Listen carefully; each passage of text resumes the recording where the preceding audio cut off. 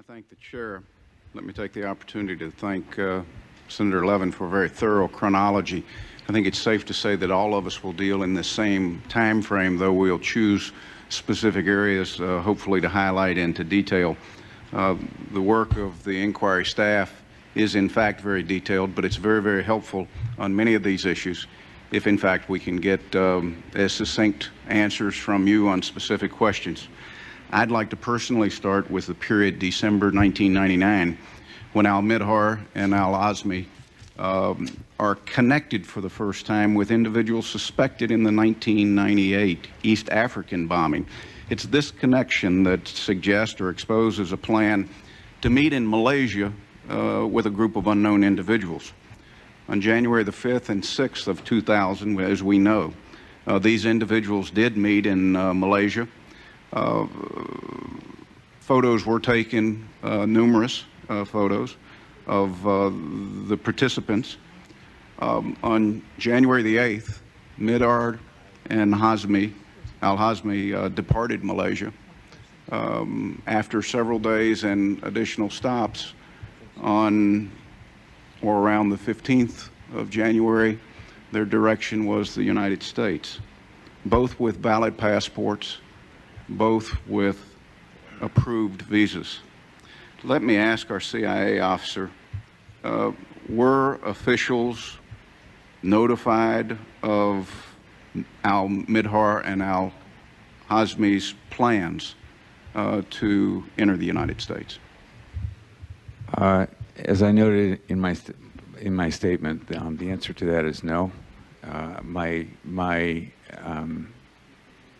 It's very difficult to understand what happened with that cable when it came in. I do not know exactly why it was missed. It would appear that it was missed completely. The cable arrived what date? March 5th. March 5th. What transpired between January and the transmission of that cable being March, that 60-day period?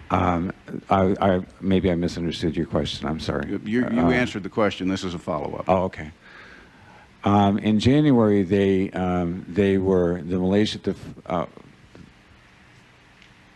In January, they were the focus of the operational activity until they left the country and for another country. I think it was at the 8th when the sort of crowd broke up, the 8th of January, and then there was more effort to find out what they were doing next, and then they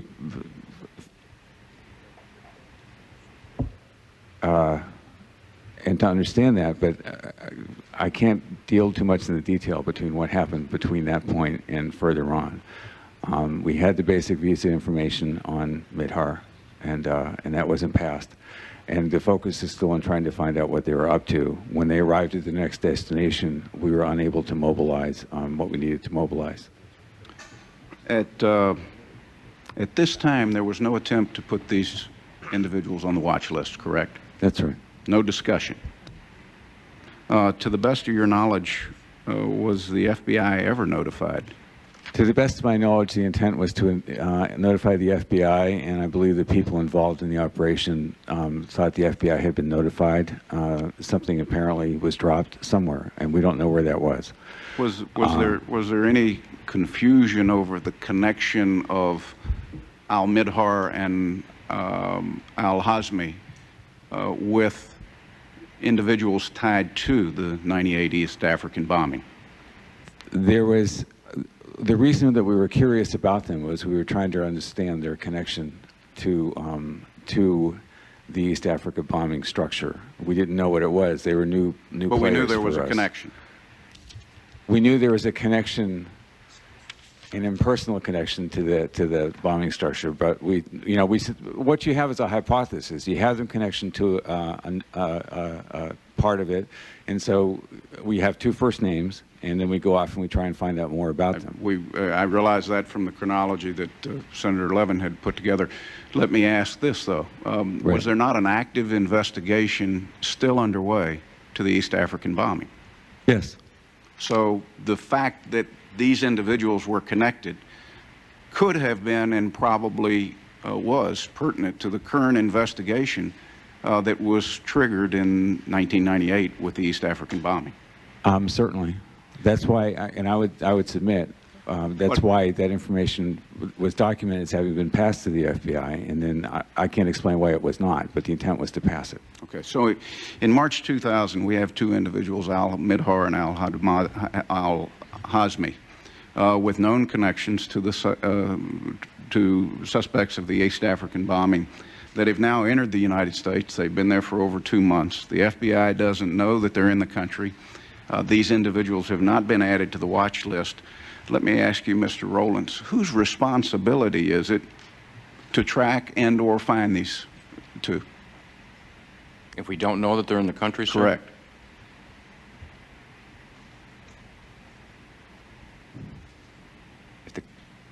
If I understand your question, It's an easy one. we would like to have had that information. I accept the fact that someone thought that it was passed, and it would appear, based on what we know now, that perhaps it wasn't. But essentially, our counterparts, the CIA, and a number of different services, both law enforcement, intelligence around the world, with whom we work on a regular basis, if given the opportunity, would track those people. In the absence of a verification of the transfer of this information, the answer is nobody's in charge. Is that correct? If the FBI does not know, if that information is not verified that it was transmitted to you, then in fact you can't be in charge of tracking these folks.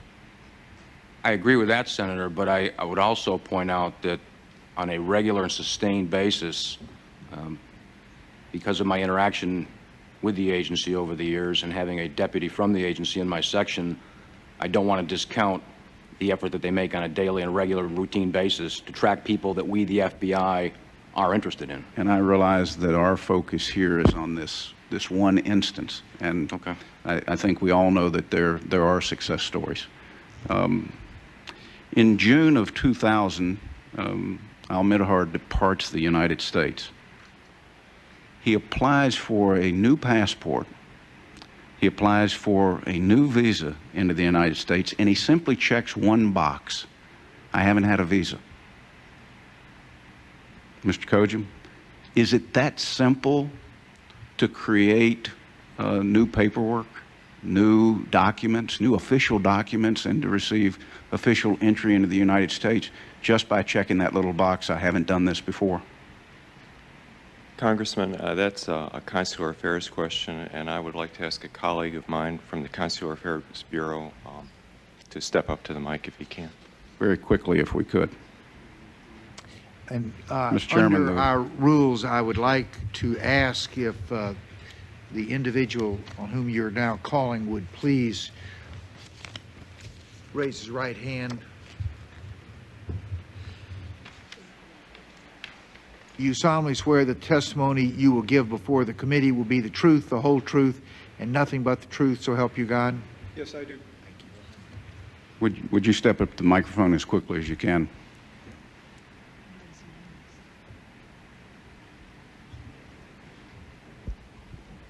Yes, a question, sir? The question was, if this individual, in this case al-Mihdhar, simply checks the box that says, I've never applied for a visa, yet he had, do we have a process to search? And is it likely that that search took place in this case? Well, we have an automated process to search to see if he had been denied a visa previously. But if he had had a visa, yet he checked, in this particular case, in his application, that he had never applied for a visa, do we check for that? At that time, no, there was no way to instantaneously verify. So he created visa before. He created with the same name, ultimately the same birth date, an identical application. The only difference was he checked, I have never had a visa, and a passport and a new visa was processed for al-Mihdhar. That's correct. And in fact, he came back into the country, correct? Yes. If he had been on the watch list, what would have happened? When we ran the automatic name check at the time we processed the application, the officer would have been advised by the results of that name check to defer all action and refer the case to Washington. How about when he left the United States? If he was on the watch list, would we have caught him leaving the United States? Well, I don't believe so, because the INS normally does not check individuals upon departure from the Okay. United States. To make things worse, in July of 2000, al-Hazmi files an application for a visa extension. That extension is for 6 months. He lists his real name. He lists his Lemon Grove, California address. And that extension is granted. Am I correct? I believe that'd be the process. Of course, that's extensions of stay for individuals already in the United States under the purview of the Immigration and Naturalization Service. Would that extension have been approved if al-Hazmi had been on the watch list? Well, certainly if INS had access to such information at the time they adjudicated his request for an extension of stay, I'm sure they wouldn't have. Did INS have access at that time to watch list information? I don't believe so, but I can't say for sure. I don't believe so, no. The INS at this point in time did not have access to check the watch list individuals in determining visa extensions or visa. Well, they had access to it at the ports of entry when they're inspecting the individual before admission, but this is a different process, not at the port of entry. So an individual in the United States that's on the watch list could file for a visa extension and that extension be granted. Is that what you're telling me? Well, again, the INS would have to provide the definitive answer because they're the agency that handles extensions of stay for individuals already in the United States. Let me just point out to the committee and to the Joint Inquiry staff that this is something that we need a more thorough understanding. I hope that's not the case today. If it was the case then we had a tremendous flaw in our system. Let me accelerate ahead if I could to the Cole bombing in October of 2000. Is it safe to say to our FBI agent, this begins an exhaustive investigation? Yes, sir.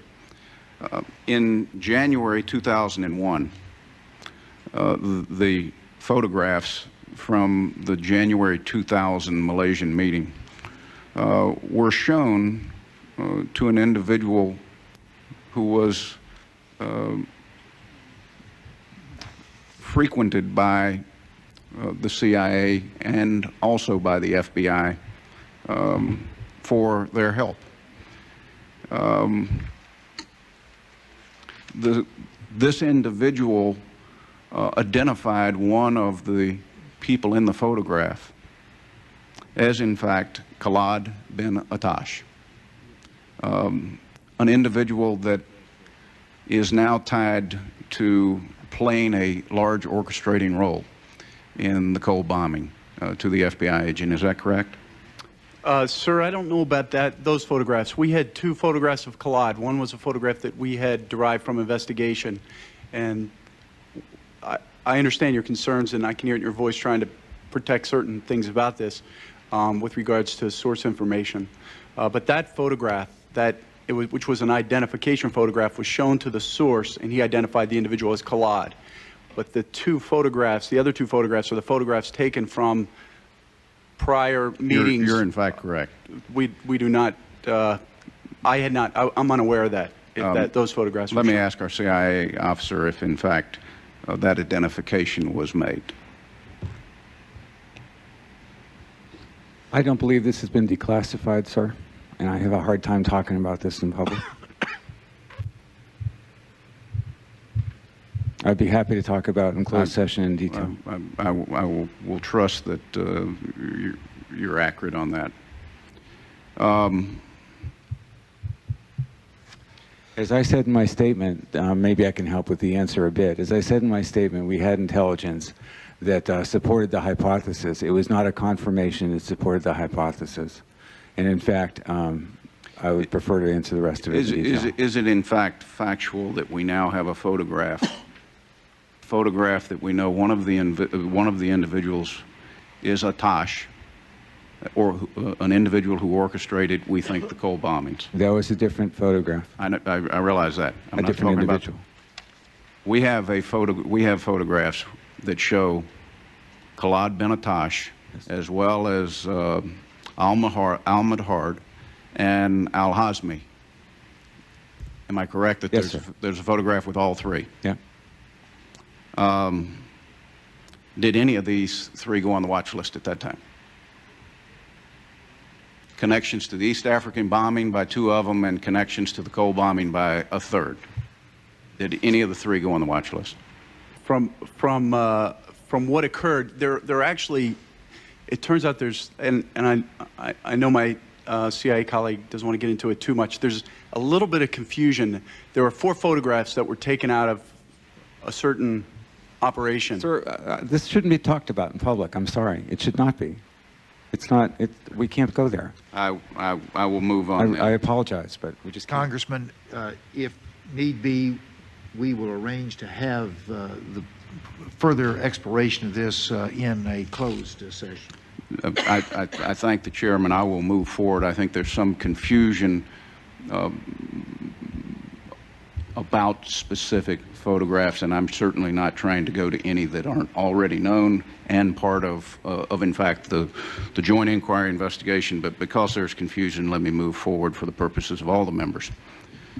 The fact is that at this period, though, we still have 3 individuals that are targets of investigations, are connected to investigations that are not on a watch list. That's correct. Let me go to Mr. Kojim again. At this period, between the bombing of the USS Cole, but prior to September the 11th, do you have any idea how many people went on the watch list?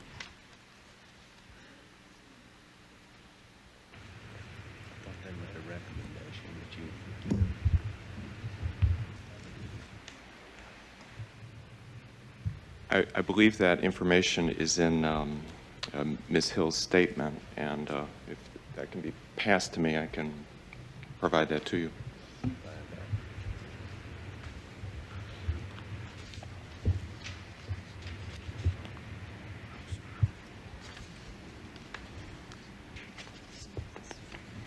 While he's looking for that, let me move forward to May 2001. This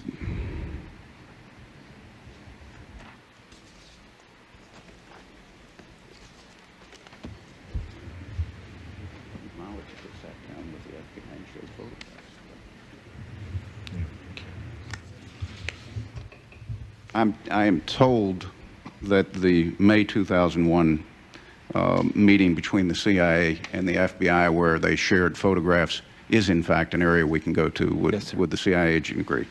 Thank you. Was there any discussion or questions relating to al-Mihdhar or al-Hazmi at this meeting on May 2001 when these photographs were discussed? And let me ask Mr. Rolnice that. I don't have the substance of exactly what was discussed in that meeting, sir. I don't know if al-Mihdhar and al-Hazmi were in fact topics of that meeting or not. Do we have anybody here that was a participant in that meeting? To the best of my recollection, I believe I probably helped to organize the meeting. I don't remember if I was there or not, but the purpose was to start going over the FBI had some leads that they were interested in checking in the course of the Cole investigation, and so the Mihdhar and Hazmi thing resurfaced, and this was the beginning of the discussion between the FBI and the CIA that led to sort of the work between them to resurrect the file, which had been dormant. On June the 11th, 2001, the CIA went to the New York office of the FBI and in fact passed on to New York agents who led the Cole investigation. Or am I correct? Yes, sir. As, again, these photographs were shown and discussed, the records show that Mihdhar's name did come up, yet we're unclear in the context that it came up. Can you help to clarify that at all? Yes, sir. When these photos were shown to us, we had information at the time that one of our suspects had actually traveled to the same region of the world that this might have taken place. So we pressed the individuals there for more information regarding the meeting. Usually, what I found is coincidences don't occur too much in this job. Usually, a lot of times, when things are the way they are, it's because that's pretty much the way they are.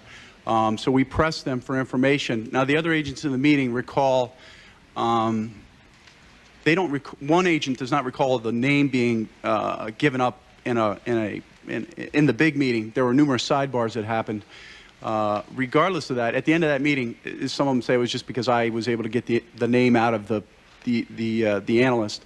But at the end of that day, we knew the name Khalid al-Mihdhar, but nothing else. The context of that meeting was we continued to press them on 2 or 3 times on information regarding why were you looking at this guy? You couldn't have been following everybody around the millennium. What was the reason behind this? And we were told that that information, as I recall, we were told that information could not be passed and that they would try to do it in the days and weeks to come. And the end of that meeting was, I wouldn't say it was very contentious, but we certainly were not very happy. The New York agents at the time were not very happy that certain information couldn't be shared with us. In an effort to acknowledge to the chair that I see that my time has expired, with the indulgence of the chair, if I could use the opportunity to cover several more points without asking questions. It would just take, it would be a very brief thing. On July the 13th, I think it was an important day because, in fact, our CIA officer began to put some of the pieces together that had bugged him. And that led to finding some of the lost cables or the misfiled cables. That led to decisions that did put people on watch lists, decisions that did begin the ball rolling towards an all-out press by the Bureau to look for individuals that, for numerous reasons, we had not been able to raise to this profile at that time. But yet, in this period, even with the efforts, we overlooked simple things, like the fact that on the application extension, al-Hazmi had put his real California address, a starting point that might have led us to his movement somewhere else in the United States and potentially where he was in that 2-week period. It's important that we remember that our CIA officer said in his testimony